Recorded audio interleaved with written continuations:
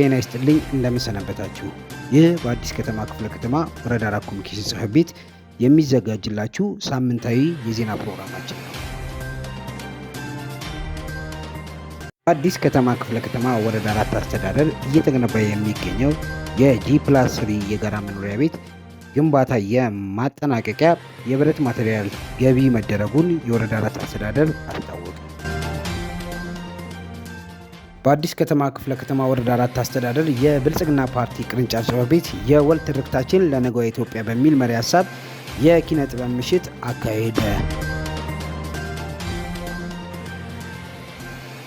አዲስ ከተማ ክፍለ ከተማ ወረዳ 4 አስተዳደር የ120 ቀናት እቅድ አፈጻጸም የክፍለ ከተማ ደጋፊ አመራሮች በተገኙበት ተገመገመ።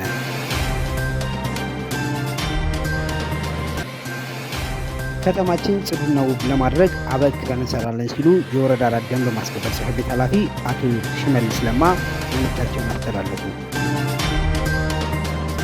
በአዲስ ከተማ ክፍለ ከተማ ወረዳ 4 አስተዳደር የ2018 በጀት ዓመት የአንደኛ ሩብ ዓመት የንጠያይቅ መድረክ ተካሄደ።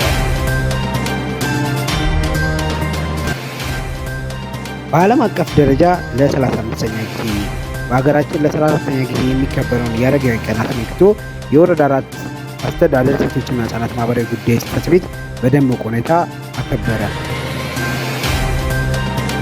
በአዲስ ከተማ ክፍለ ከተማ ወረዳ 4 አስተዳደር የተቀናጀ ብሎክ ስታንዳርዳይዜሽን ተግባርን አስመልክቶ በነባር ቀበሌ 17 አጠቃላይ አመራር በተገኘበት የመስክ ምልከታ ተከናውኗል።